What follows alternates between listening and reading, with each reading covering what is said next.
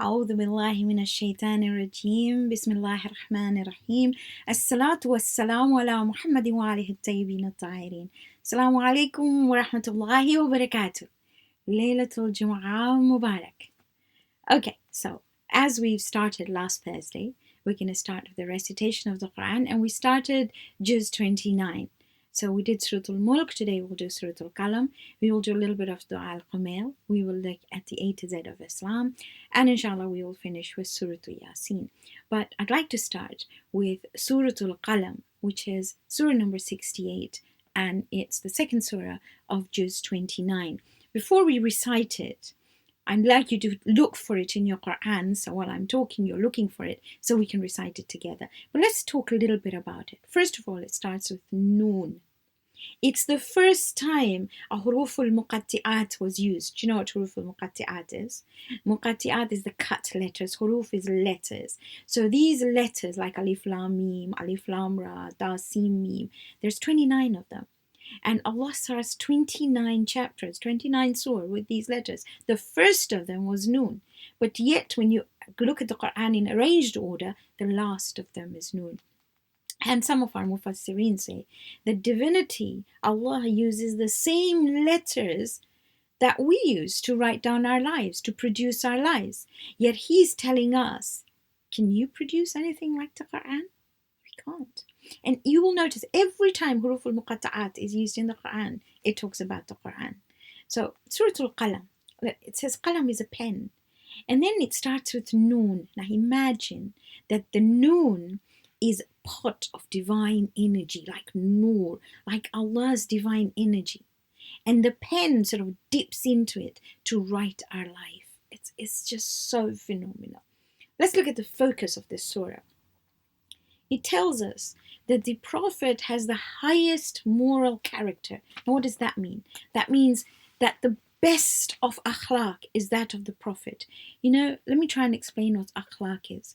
Khulq is how you deal with khalq. Khalq is creation. So husn al-khulq is the best of attributes, or not attributes, if I can say best of behaviors. In essence, when we look at ourselves, we've got to look at, do I display the behaviors of a Muslim or of a human being to start with? The focus is also rejection of guidance. Why do people reject guidance? Why do people not listen to the truth? Why don't they want to follow it? Well, this surah tells us for two reasons. One is arrogance, and two is because they're stingy. They're really selfish. That is why. And the third one is, once you acknowledge that I'm doing something wrong and you do tawbah, then Allah accepts it. And finally, there's a warning to those who reject divinity. So we've divided it into 6 sections. The first section, like I told you, is the status of the Prophet. It's just wonderful. It tells the Prophet, I swear by the pen and what is continually written by them, you are not mad like they call you, and whatever is written in the future will prove you are right. And then Allah says, وَإِنَّكَ لَعَلَىٰ خُلُقٍ عَظِيمٍ, you have the best of behaviors. The second section looks at the qualities of those who reject the Prophet. Oh my goodness, when I was trying to write these down, in a few sentences, literally, if you look at it from ayah 8 to 16, Allah says all this. He says, they swear continuously. They have weak opinions, but they shout them out. They belittle others. They say bad things about people. They always cross the limits. They're unlikable. You know, he uses the word utul. They're hurtful, they're horrible, they're mean. They think they're above criticism. They think they've got lots of money and lots of children, so really they're okay. They don't need God. And when the ayat of Qur'an are recited, they say, these are old stories of the past. And then Allah says they're so arrogant, and uses the phrases, they've got their noses up in the air. Right? So these are the qualities that we have in ayah 2. And the third section, it's not ayah 2, section 2. In the third section, there is a story. And I'd like to tell you this story because I know you like stories, so do I.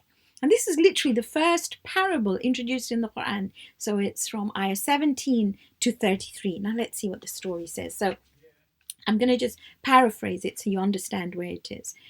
So there was a man who was really wealthy.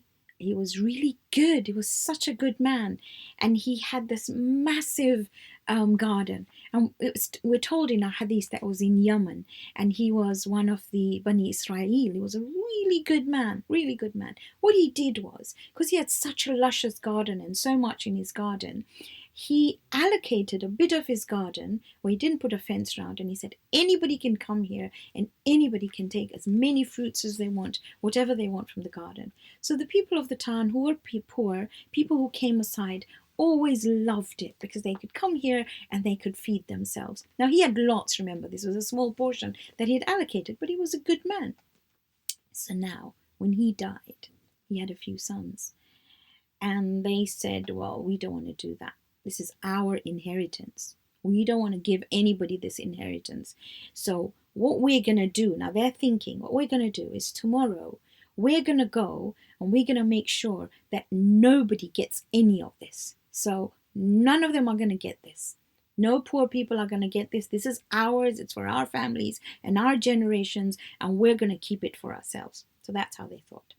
Now they slept at night, and Allah sent destruction on their garden. So that garden that they'd inherited, he says, if you look at the Quran, he says, فَأَصْبَحَتْ قَصَّرِيمٌ. It was like burnt black crop. There was nothing there.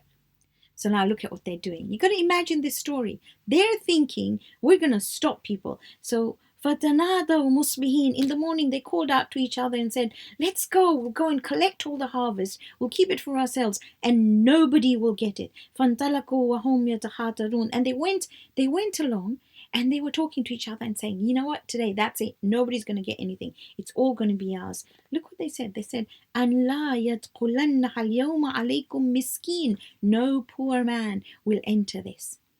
They got to the garden, and oh my goodness, there was nothing. It was just black. It was like a thunderbolt from the sky had come down. Some of the Mufassirin say, those people explain to us the Qur'an, they say maybe there was a disease in the crops and all the crops had died. Maybe there was it was struck by lightning and everything was gone. And when they saw it, قالوا إنا لضالون, said, oh my goodness, I think we've lost our way. This cannot be our garden. Maybe we've taken a wrong turning. But literally they're saying we were lost in the way we thought. We didn't want to share. بَلْ نَحْنُ مَحْرُومُونَ. And then they realize and they say, oh my goodness, we've got nothing at all. Now out of these brothers, the best of them, Allah says, كَالَ أَوْسَطُهُمْ. It says the middle, but it means the best of them said, أَلَمْ أَقُلْ لَكُمْ لَوْلَا تُسَبِّحُونَ. Did I not tell you that you should declare Allah's perfection? In other words, you should share, you should be good human beings. And they did realize, and they said, قَالُوا سُبْحَانَ رَبِّنَا إِنَّا كُنَّا ظَالِمِينَ. They felt so bad. They said, glory be, in other words, we declare Allah's perfection. We were not right. We were unjust. Well, it goes on to say that was really hard for them. But Allah says, to lose a bit of what you have is small compared to if you lose stuff in the akhirah. They realized, and then Tafsir tells us that they did get their garden back because they did tawbah, they did understand. So that's the story in section 3. Section 4 looks at those, it gives a comparison. It says those who submit and those who disobey. Are they equal? Well, obviously they're not. Then there's a warning to those who reject divinity. And finally, the last ayah gives the status of the Qur'an. It's so amazing. Allah says, وَمَا هُوَ إِلَّا ذِكْرٌ لِلْعَالَمِينَ. This book is indeed a reminder to people of the world. It's a reminder inside that you want to be the best. You want to be the best of human beings. So let's recite it. Recite it with me. Okay, so it's Surah number 68. Please recite it loudly and recite it with me. And it's in Juz 29. It's the second surah. I've got my Papa's Quran. I hope you have a Quran that you've been reciting all the time. Let's recite together. You ready? Okay. La ilaha illallah. La ilaha illallah. أعوذ بالله من الشيطان الرجيم. بسم الله الرحمن الرحيم. نون والقلم وما يسطرون ما أنت بنعمة ربك بمجنون وإن لك لعجرا غير ممنون وإنك لعلى خلق عظيم فستبصر ويبصرون بأيكم المفتون إن ربك هو أعلم بمن ضل عن سبيله وهو أعلم بالمهتدين فلا تطع المكذبين ودوا لو تدهنوا فيدهنون ولا تطع كل حلاف مهين حماز مشاء بنميم مناع للخير معتد أثيم أتل بعد ذلك ذنيم أن كان ذا مال وبنين إذا تتلى عليه آياتنا قال أساطير الأولين سنسمه على الخرطوم إن بلوناهم كما بلونا أصحاب الجنة إذ أقسموا ليصرمنها مسبهين ولا يستثنون فطاف عليها طائف من ربك وهم نائمون فأصبحت كالصريم فتنادوا مصبحين أن اغدوا على حرثكم إن كنتم صارمين فانطلقوا وهم يتخافتون ألا يدخلنها اليوم عليكم مسكين وغدوا على هرد قادرين فلما رأوها قالوا إنا لضالون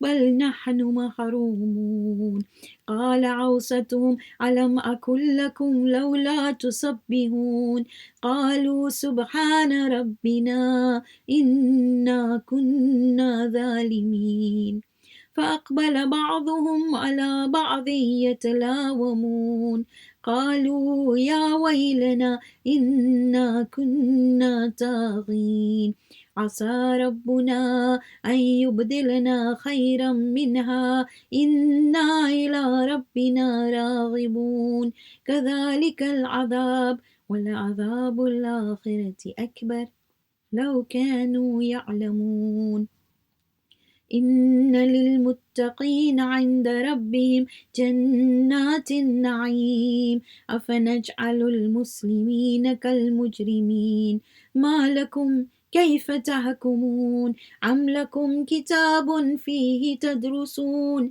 إن لكم فيه لما تخيرون أم لكم أيمان علينا بالغة إلى يوم القيامة إن لكم لما تحكمون سلهم أيهم بذلك زعيم أم لهم شركاء فليأتوا بشركائهم إن كانوا صادقين يوم يكشف عن ساق ويدعون إلى السجود فلا يستطيعون خاشعة أبصارهم ترهقهم ذلة وقد كانوا يدعون إلى السجود وهم سالمون فذرني ومن يكذب بهذا الحديث سنستدرجهم من حيث لا يعلمون وأملي لهم إن كيدي متين أم تسألهم أجرا فهم من مغرم مثقلون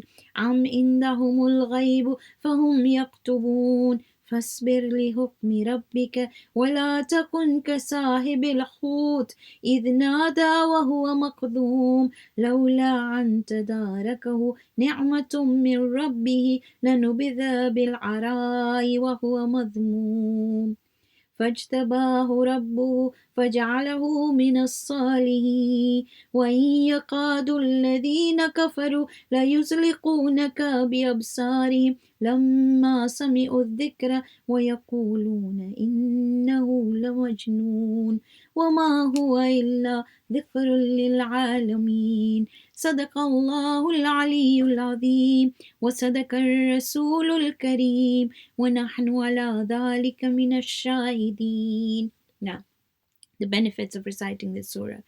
If you're in pain somewhere, if something hurts, recite the surah. It makes pain better. Remember dawa and dua. And if you're in financial difficulty, means if you have a problem with your jobs, with your money, recite this surah and inshallah no financial difficulties. And the last two ayat, you know, when people look at you badly, what you call bad eyes or bad vibes, and you feel somebody's not really vibing you very well, then recite the two ayats all the time, and inshallah you will be protected from those who look at you in a different way. So now we're going to look at Dua al-Kumayl. Now we started last week, and remember it was Dua al-Khidr. I'm just going to remind you about it. It was Dua al-Khidr. He's known as Thalia, and you know how Kumayl learnt it from Imam Ali al-Islam in the masjid at Basra. So we did the first part, and today we will look at the second part of Dua al-Kumayl. Now let's see what the second part says. Okay. So it starts off by saying, Ya Nur. Nur, my goodness, it's like divine energy, the light that lights everything up. And that's what we're calling him by. We're saying Ya Nur, and then we're saying Ya Quddus, the one who is flawless. That means no mistakes, nothing wrong. The holy, absolutely nothing wrong at all. Ya Quddus. Ya Awwal al-Awwaleen, oh, the first of the first. Wa Ya Akhir al-Akhirin, and the last of the last. And now, there are 6 things that we ask for in forgiveness. Now let's look at all these 6. Okay, we start off by saying, Allahumma ghfir li al-dhunub allati tunzilu niqam. Forgive me those sins which tear apart that which safeguards me, that which keeps me safe. All those things that keep me safe, Ya Allah, forgive me those sins that tear it apart. The second one, Allahumma ghfir li al-dhunub allati tunzilu niqam. Oh Allah, forgive me those sins which bring down difficulties on me, right? Which bring down misfortunes on me, which are so difficult. Allahumma ghfir li al-dhunub allati tughayyiru ni'am. Oh Allah, forgive me those sins which change my blessings, which actually change the way they are. Something's good gonna come, and it changes because of what I do. Allahumma ghfir li al-dhunub allati tahbisu du'a. Oh Allah, forgive me those sins that stop my du'as from getting there, which hold them back. Allahumma ghfir li al-dhunub allati taqta'u raja. That's the first one. Forgive me those sins that stop me from hoping in you, because I feel so hopeless then. And then we'll tell him, Allahumma ghfir li al-dhunub allati tunzilu al-bala. Ya Allah, forgive me those sins that bring down so many difficult tests and trials. And then there's a summary of all this. Say, Allahumma ghfir li kulla dhanbin adnabtahu. Forgive me all the sins that I've done. Wa kulla khatiyatin akhta'tuha. And all those mistakes that I have made. Now, the Imams have taught us, the Masumeen have taught us, what sins are there? For example, what tears my protection? Which are they? So he says, if we gossip, if we put people down, if we gamble, then those are the sins which tear my protection. Which are the sins that bring down calamity, which bring down difficult things on us? Breaking promises, being shameful, not having any shame, and being rude and awful. Doing things that are wrong, saying wrong things, in other words, telling lies. What about sins which change blessings?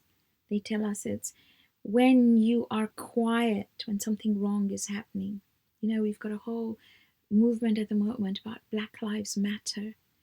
We've got to stand up and speak about it as well, because it's really important today, in today's age, in 2020, my goodness. How can we be suffering such? Remember what the Prophet said. He said, even if you have a mustard seed worth of racism in you, a mustard seed. Now that's tiny, really tiny. You could be the nicest person on the planet. You will not even smell the fragrance of Jannah. Can you imagine? We were told this 1400 years ago. Even the slightest bit. You just cannot do that. There is no such. So here Allah says, when you're silent, when you're not saying anything, opposing a scholar, talking back at them, when we're ungrateful about what Allah gives us, He says, this is what, and you complain about Allah, it changes divine blessings, He says. What are the sins that hold back du'as? The first one is not believing that du'as will be answered. Can you imagine not believing du'as will be answered? They won't get answered. When you delay your salah, when you don't pray on time, when you don't fulfill your responsibilities towards your parents. That's so important. What are the sins that bring so many tests on us? Not helping those who are in trouble. When we stop telling people good things, and when they're doing something wrong, we just let them go and not say anything and not help them to turn or change in a nice way. That's what happens. And what are the sins which withhold hope? That means we stop hoping. When we despair in the mercy of Allah, we say, well, Allah is not going to be kind to me. My goodness, you can't do that. When we rely on others other than Allah. So these are some of the things that we've got to take into account when we read Dua al-Kumayl. Really, really important that we just don't read it like a parrot. We actually try and understand it. So if you've got Dua al-Kumayl with you, read it with me. Let's try and recite it. And we'll start right at the beginning. Are you ready? Okay. Bismillahir Rahmanir Rahim. Allahumma salli ala Muhammadin wa ali Muhammad. اللهم إني أسألك برحمتك التي وسعت كل شيء وبقوتك التي قهرت بها كل شيء وخضع لها كل شيء وذل لها كل شيء وبجبروتك التي غلبت بها كل شيء وبعزتك التي لا يقوم لها شيء وبعظمتك التي ملأت كل شيء وبسلطانك الذي على كل شيء وبوجهك الباقي بعد فناء كل شيء وبأسمائك التي ملأت أركان كل شيء وبعلمك الذي أحاط بكل شيء وبنور وجهك الذي أضاء له كل شيء يا نور يا قدوس يا أول الأولين ويا آخر الآخرين اللهم اغفر لي الذنوب التي تهتك العصم اللهم اغفر لي الذنوب التي تنزل النقم اللهم اغفر لي الذنوب التي تغير النعم اللهم اغفر لي الذنوب التي تحبس الدعاء اللهم اغفر لي الذنوب التي تقطع الرجاء اللهم اغفر لي الذنوب التي تنزل البلاء اللهم اغفر لي كل ذنب أذنبته وكل خطيئة أخطأتها اللهم صل على محمد وآل Muhammad. And we'll continue with Dua al-Kumayl inshallah next Thursday. But today, let's talk a little bit about Jumu'ah. I know I talked about it last week, but no harm in repeating because repetition is good. Look at what Imam Baqir says about tomorrow. He says, the sunrise of Friday is better than all the other days. And the birds, when they meet on Friday, they say, Salam, Salam on this righteous day. Imagine, wake up early in the morning and listen to the birds. And just for a minute, you will be able to hear them saying Salam, which is peace, okay? So what you're going to do tomorrow. By the way, we've got a whole article on this on the website. You can download it. You can put it on your fridge or your bedroom, wherever you want, and you'll be able to do these things. So you could do a tick box.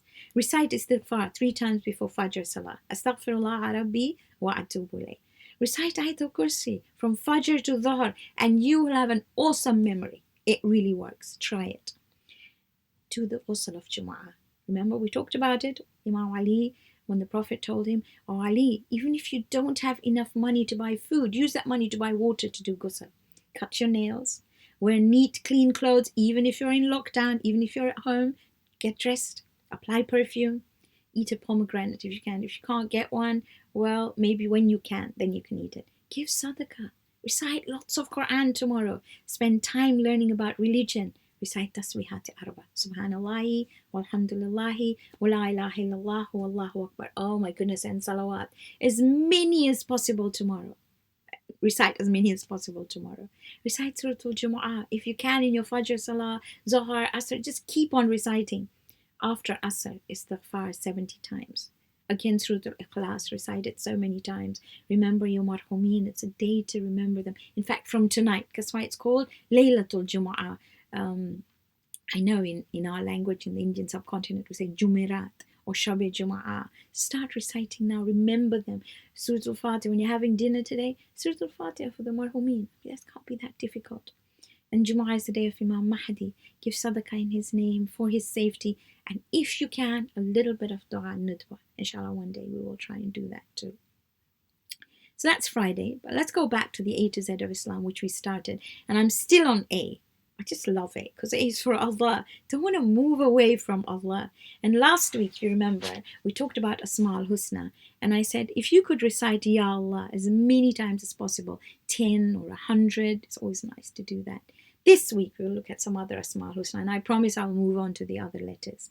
So today I thought I would look, rather than all the 99, let's look at the recommended Asma al-Husna for the different days. So every day, from Sunday to Saturday, Sunday is known as the first day, you have recommended Asma al-Husna. So for example, Sunday is Ya Fattah. And you will find in all the books, it will tell you, for example, it says 488 times. And maybe one day we'll talk about this, about the numbers and why. And it's really amazing. Okay, but anyway, so 488 times after Fajr, Ya Fattahu, and Allah will grant you success in everything you do. Mondays, Ya Latifu, the subtle one. Okay, Ya Fattah is one who opens, by the way, the opener, the one who makes you win. Ya Latif on a Monday, and he'll give you lots of livelihood, lots of risk. On Tuesday, it's Ya Qabidu. That is somebody who constricts, who actually squeezes. Okay, you recite it 903 times, and Allah will give you what you wish for. And everybody used to ask, but how can somebody who squeezes you? So I'd like to tell you a little story quickly. I'll tell you the other stories another time, but I got to tell you the story about Ya Qabi because I can't forget. My grandma told it to me and I will never ever forget. And she said there was this man who was watching a butterfly try to come out of a cocoon. So he was watching it. You know how the caterpillar makes this little cocoon, and then when the caterpillar is ready, it comes out. So the man was watching this butterfly try to come out, and he was a really kind man, and he felt really sad. So he thought, this caterpillar, this butterfly, is trying to squeeze out of this little hole. Let me just take a little scissor and cut some little snips so it makes it easier for the butterfly to come out. That's what he did. Do you know what happened? When the butterfly came out, the butterfly's wings were full of fluid, full of water, of liquid, and it just flopped. It couldn't fly. You see, the squeezing was good for the butterfly because what it did was it would squeeze all the liquid and the water out of his wings or her wings, and then she could fly so beautifully. But the man didn't realize that. So sometimes in life, when things are not easy and we get squeezed and things are really hard, they're for our own good, because then we'll emerge as butterflies. Anyway, so remember that Tuesday. Wednesday's Ya Muta'ali, oh, the Most High. You recited 551 times. Oh, you will be honored everywhere. But today's Thursday. So Thursday is to recite Ya Razzaqu. You know Ya Razzaqu is? He provides sustenance. He's the one who provides everything. Physically, mentally, emotionally, spiritually. Everything comes from him. And once we recognize that, and you keep on reciting Ya Razzaqu today, oh my goodness, he will give. And that's how it works. And tomorrow? Oh, tomorrow is Ya Nuru. And Ya Nur is that light, that energy, 256 times tomorrow, and Allah will give you loads of respect, and you will be full of beans, full of energy. Not this, oh, what am I going to do? No. You'll have loads of energy. So what you're going to recite today? Ya Razzaq. Tomorrow, Ya Nur. And I like to tell you a story about Ya Nur. I just love stories. So, you know, Nur is light. There's physical light and there's also spiritual light. You can have light in the world and light in the hereafter. Even the light in the world is divided. You have the light like the sun and the moon and the stars and the lights that we have. But then you also have the light that opens up our minds, the light of knowledge. Okay. So now let me tell you about some light that we need to think about. So when there was this man, He had a lot of money, he was very rich, and he had a really good son. And his son would tell him, Papa, you should be able to give some money to charity. Why don't you do that? And his dad would say, you can do what you want after I die. You can give all my money away after I die. But right now, no, I need my money. The son said, it's going to be too late, because it's really good to do things in your life. You have to do things while you're still alive. And the man would just not listen. So one night, the man wanted to go out and it was very dark. So he told his son, can you please come with me and have a lamp in your hand and walk in front of me so I can see where I'm going? So the son walked in front of his dad. But halfway through, he walked behind his dad. And his dad said, why have you gone behind me? I can't see. I need the lamp in front. And the son said, it's exactly what I've been trying to tell you. If you want light in front of you, in your grave, in the akhirah, then you have to be able to give charity before you die, not after you die, because that's behind you. That's not yours. That's way ahead. And it reminds me of a story which I tell all the time about a man who left a whole warehouse of dates. And he told his son, after I die, you must ask the Prophet to distribute these dates with his blessed hand. And when he died, the son told the Prophet, my father wants you to distribute these dates. And the Prophet said, okay, I will. And after he distributed the whole warehouse of dates, he told Imam Ali, can you just go in and check if there's any left? And Imam Ali came out and said, oh, look, I found one. It's stuck under my sandal. And the Prophet took it in his hand and he said, I swear by he in whose hand is my life. That means I swear by Allah that if this man had given up this little date, which is under your feet, stuck to your sandal in his lifetime, it would be worth far more than the whole warehouse of dates that I gave away with my hands after he died. So when you read Ya Nur, really important to do loads of good deeds now. Loads and loads. You're all very young. What you could do so much to change the world. So that's our Asma al-Husna for this week. Inshallah, next week we'll look at the letter B because we're doing A to Z for Islam. But I'd like to end with Sura Yaseen. So last week we looked at section 1. We're going to recite the second section with the first one, but today we're going to look at the second section. So I'd like you to open your Qur'ans to Sura Yaseen, and I'm doing exactly like you. And we're going to start with وَضْرِبْ لَهُمْ مَثَلًا أَصْحَابَ الْقَرْيَةِ. And I'm going to go through it line by line. I think we've got some time, so we'll be able to do it. So here in the second section, it is about the people of Antioch. So what happens? وَضْرِبْ لَهُمْ مَثَلًا أَصْحَابَ الْقَرْيَةِ. Give them an example of the people of the town. إِذْ جَاءَهَا الْمُرْسَلُونَ. When the messenger came to it. إذا أرسلنا إليهم اثنين فكذبوهما فعززنا بثالث فقالوا إنا إليكم مرسلون. We sent them 2 messengers, but they rejected both of them. So we sent them a third, and they said, indeed, we are messengers sent to you. قالوا, they said, ما أنتم إلا بشر مثلنا. You're just human beings like us. وما أنزل الرحمن من شيء. No, the All-Merciful, the Rahman, hasn't revealed anything. إن أنتم إلا تكذبون. You are lying. So let's look at the story. So this is the people of Antioch. This is one of the most important cities in northern Syria. And it was founded by a man called Seleucus Nicator, who was a successor of Alexander the Great. And he had named this city Antioch in the memory of his father, who was called Antiochus. Prophet Isa at that time had sent his disciples John and Jonah to this city to tell them about the oneness of Allah, one God, and the messenger was Prophet Isa. When they got near the city, there was a shepherd who asked them who they were, and they introduced themselves. They said, we're the disciples of Prophet Isa. And he said, well, prove your identity. So they told him all the stories about Prophet Isa, how he would cure the sick, how he would bring the dead back to life, all those miracles. The shepherd said, I want to see. I have a son at home who's not well at all. No doctors can cure him. The disciples prayed to Allah, and you know what? He got cured. The shepherd accepted their message. And a lot of sick people in Antioch were getting cured. The king didn't like that at all. So he put these 2 in prison. Because he thought, you know what, they're causing anarchy in my town. When Prophet Isa heard about them being in prison, he sent the 3rd person, this is what the Quran is talking about, whose name was Simon as-Safi.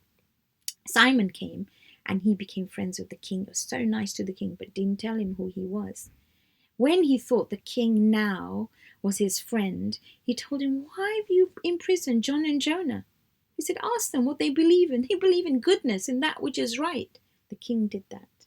And when the king did that, he agreed, "Yes, this makes sense." And Simon said, "You saw what these two could do. They were curing the sick with the permission of Allah. They were asking Allah, and people who were sick were getting cured. Can your gods do this?" And the king said, "How can these things that neither speak nor hear do that? They can't do that." So Simon told the king, "Why don't you accept this faith of John and Jonah?" The king did, but his people didn't. So look what happens. قالوا, the messengers say, ربنا يعلم إنا إليكم لمرسلون. Our Rabb knows, even if you don't agree with us, our Rabb knows we're messengers. وما علينا إلا البلاغ المبين. We can only give you the message. That's all we can do. قالوا, so this is what the people says, إنا تطيرنا بكم. We see in you bad luck. You see, Tayr is a bird. Because the Arabs lived in the desert and they didn't see much of birds flying around, whenever they saw one, they thought that's a sign of bad luck. So they said, "You're bad luck to us. لَإِن لَمْ تَنْتَهُوا, if you don't stop, لَنَرْجُمَنَّكُمْ, we will stone you. وَلَيَمَسَّنَّكُمْ مِنَّا عَذَابٌ أَلِيمٌ, and we will give you a painful punishment." قالوا, the messenger said, "طَائِرُكُمْ مَعَكُمْ, your bad luck is with you. أَيْنْ ذُكِرْتُمْ, if you were reminding you of what is right. وَلَنْتُمْ قَوْمٌ مُسْرِفُونَ, you're just people who waste things." Now what happened? So in this town, they're talking, the people are not listening. وَجَاءَ مِنْ أَقْصَى الْمَدِينَةِ رَجُلٌ يَسْعَى. From a far part of the town, a man comes running. Rajul, man. Yas'a, he comes running. Qala, he tells his people, Ya qawmi, O my people, ittabi'ul mursalun, follow the messengers. His name was Habib al-Najjar. He was Habib the carpenter. He's very often known as Mu'min Ali Yaseen because he came running to his people. You know, each one of us has a Habib inside us, a friend that tells us, "Listen, the message is true." A hadith from the Prophet says that there are 3 people who responded to the call of their Prophet straight away. One was Mu'min Ali Fir'aun. Remember, we talked about him, his skill, and he followed Prophet Musa straight away. Then Mu'min Ali Yaseen, which is Habib al-Najjar, and finally Ali ibn Abi Talib alayhi salam, Imam Ali alayhi salam, who followed the Prophet straight away. Now look what Habib tells them. اتَّبِعُوا مَن لَا يَسْأَلُكُمْ أَجْرًا وَهُمْ مُهْتَدُونَ. Follow him who doesn't ask any reward from you, and they're rightly guided. So this gives you the definition of a true messenger. He doesn't want any reward from you, and is rightly guided. And then Habib says, وَمَا لِيَ لَا أَعْبُدُ الَّذِي فَطَرَنِي وَإِلَيْهِ تُرْجَعُونَ. Why should I not serve him who brought me into existence, and to him will be brought back? The voice in our heart says this as well. It says, this is what it's about. You got to follow Allah. And he says, أَأَتَّخِذُ مِن دُونِهِ آلِهَةً إِن يُرِدْنِي الرَّحْمَنُ. Shall I take gods besides Allah? بِضُرٍّ لَا تُغْنِي عَنِّي شَفَاعَتُهُمْ شَيْئًا وَلَا يُنْقِذُونَ. Because if Allah wanted to afflict me with anything, nothing would be able to help me. It said, if I took gods other than Allah, إِنِّي إِذًا لَفِي ضَلَالٍ مُبِينٍ, I would be in clear error. And then he turns to the messengers and he says, إِنِّي آمَنْتُ بِرَبِّكُمْ فَاسْمَعُونَ. I believe in your Rabb, so hear me. So you know what they did. Oh my goodness. They stoned him. They killed him. His people killed him. And they buried him in the marketplace in Antioch. But you know, just as he was killed and he is asked to enter Jannah, look what he says. Qur'an says he's told, قِيلَ ادْخُلِ الْجَنَّةِ, enter Jannah. قال, he says, يا ليت قومي يعلمون بما غفر لي ربي وجعلني من المكرمين. How I wish my people knew that how my Rabb has forgiven me and placed me amongst the honored ones. He didn't say, yay, I got Jannah. He thinks about his people. And he's thinking, I wish they would recognize the knowledge of entry into Jannah. And Allah says, وَمَا أَنزَلْنَا عَلَىٰ قَوْمِهِ مِن بَعْدِهِ مِن جُنْدٍ مِّنَ السَّمَاءِ وَمَا كُنَّا مُنزِلِينَ. We don't send down upon his people armies from the heavens. We never send them down. إِن كَانَتْ إِلَّا صَيْحَةً وَاحِدَةً فَإِذَا هُمْ خَامِدُونَ. There'll be a single shout and everything will be dead. So you know what happened? The people who killed Habib al-Najjar, There was a jolt, there was a calamity. That means there was a punishment from the skies, and that's it. They were finished. And then Allah says, Ya hasratan ala al-ibad. I wish my slaves would understand this. Ma ya'tihim min rasul. Whenever a messenger come to them, illa kanu bihi yastahziyun. But they make fun of the messenger. And then he says, Alam yarawka ma ahlakna qablahum min al-quruni annahum ilayhim la yarjun. Have you not seen how many generations we destroyed before them? They will not return back. وَإِن كُلُّ لَمَّا جَمِيعٌ لَدَيْنَا مُحْضَرُونَ. All of them will be brought back to us. So whenever we read Surah Yaseen, you got to think about this story, because there's a Habib inside us, a friend inside us that keep us calling us to the truth. So if you're ready, let's recite it up till ayah 32. Are you ready? Okay. La ilaha illallah, la ilaha illallah. A'udhu billahi minash shaitanir rajim. Bismillahir rahmanir rahim. Yaseen wal Qur'anil hakim. إنك لمن المرسلين على صراط مستقيم تنزيل العزيز الرحيم لتنذر قوما ما أنذر آباؤهم فهم غافلون لقد حق القول على أكثرهم فهم لا يؤمنون إنا جعلنا في أعناقهم أغلالا فهي إلى الأذقان فهم مقمحون وجعلنا من بين أيديهم سدا ومن خلفهم سدا فأغشيناهم فهم لا يبصرون وسواء عليهم أأنذرتهم أم لم تنذرهم لا يؤمنون إنما تنذر من اتبع الذكر وخشي الرحمن بالغيب فبشره بمغفرة وأجر كريم إنا نحن نحيي الموتى ونكتب ما قدموا وآثارهم وكل شيء أحصيناه في إمام مبين واضرب لهم مثلا أصحاب القرية إذ جاءها المرسلون إذ أرسلنا إليهم اثنين فكذبوهما فعززنا بثالث فقالوا إنا إليكم مرسلون قالوا ما أنتم إلا بشر مثلنا وما أنزل الرحمن من شيء إن أنتم إلا تكذبون قالوا ربنا يعلم إنا إليكم لمرسلون وما علينا إلا البلاغ المبين قالوا إنا تطيرنا بكم